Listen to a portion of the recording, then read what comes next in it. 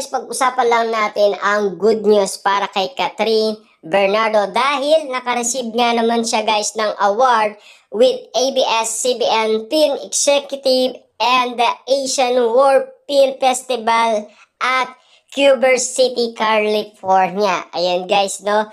Talagang marami nga naman guys umanga kay Catherine Bernardo dahil sa usay niya sa pagganap bilang Joy. Hindi lang naman Joy, no? Marami nga naman silang pinakita guys simula pagkabata ni Catherine Bernardo hanggang sa Hello, Love Again ay pinakita guys ng US para nga naman guys makita nila kung papaano nagsimula si Catherine Bernardo sa pag-acting. Kitang-kita naman natin kasi guys na bata pa lang yan guys nakitaan na ng kagalingan ng mga direktor, diba?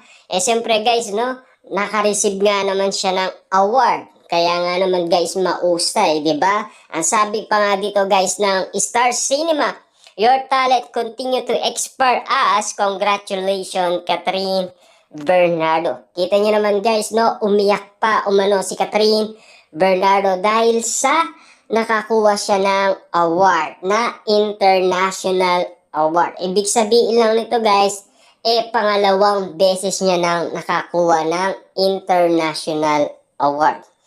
Ang una kasi guys ay nasa South Korea, 'di ba? Ang usapan noon guys, bago nga naman si Catherine Bernardo ay pumunta sa South Korea, pinuntaan muna niya si DJ sa kanyang condominium sa BGC para magpaalam. Ibig sabihin guys, nagpaalam pa to para magbigay ng respeto sa kanyang ex-boyfriend na si Daniel Padilla.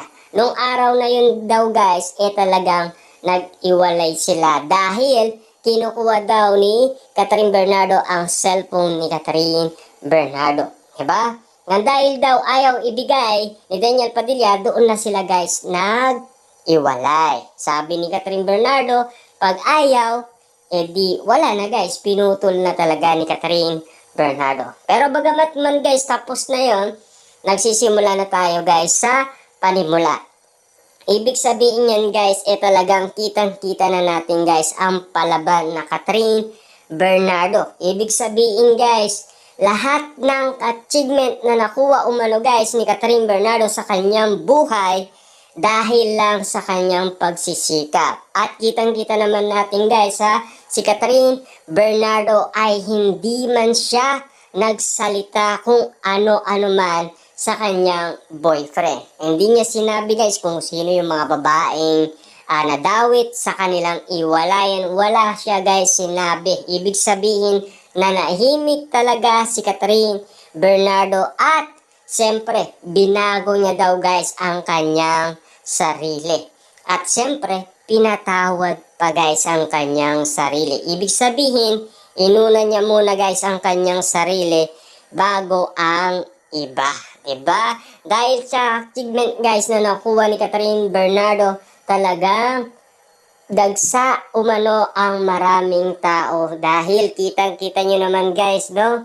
Hindi malilimutan ang mga nangyari kay Catherine Bernardo dahil sunod-sunod nga naman kasi nakakuha na sila ng award at nanalo pa sila guys sa pinaka-highest earnings sa buong Pilipinas. Hindi lang naman guys sa buong Pilipinas, kahit sa buong mundo dahil nakikita naman natin guys na pinapanood ang kanilang movie sa ibang bansa dahil nagugustuhan nga naman guys, sabi nga naman ng OFW, para ka rin guys nasa Pilipinas. Ibig sabihin lang nito guys, pinaranas sa mga OFW na kahit nagtatrabaho man sila guys, naranasan nila guys na nasa Pilipinas dahil ang pinapanood nila guys mga artistang mga Pilipino, 'di ba? Kitang-kita naman natin guys na naabot na ni Catherine Bernardo ang kanyang mga pinagpaguran. Kahit na hirap doon guys dahil sa mall tour nila, interview nila, may doubt siya, may takot siya, pero nawala unti-unti yun guys dahil nalalaman niya na talagang success ang kanilang movie at patok na patok guys sa takilya. Hindi lang naman guys sa Pilipinas, maging sa ibang bansa.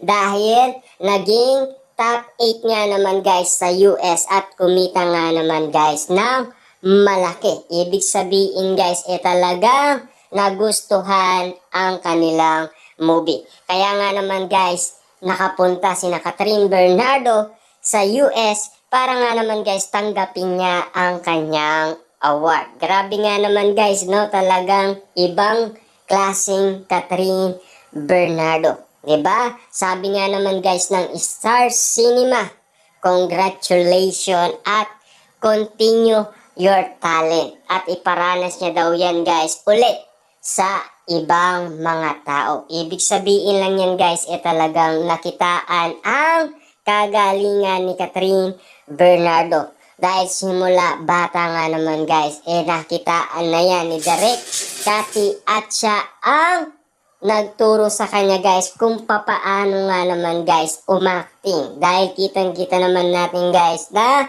anak-anakan niya simula pa noon pa man si Catherine Bernardo. Inaawakan niya na yan guys. Dahil siyempre, napakausay na direktor ni Direk Cathy. 'Di ba? Siya ang pinakaulo kung bakit nga naman guys gumanda ang Hello, Love Again. At siyempre guys, dahil sa ganda rin ng kwento para sa gumawa nito na si Carmi. Dahil alam naman natin guys, hindi mabubuo ang kwento kung walang Catherine Bernardo at Alden Richard. At walang direktor at walang cast ng Hello, Love Again.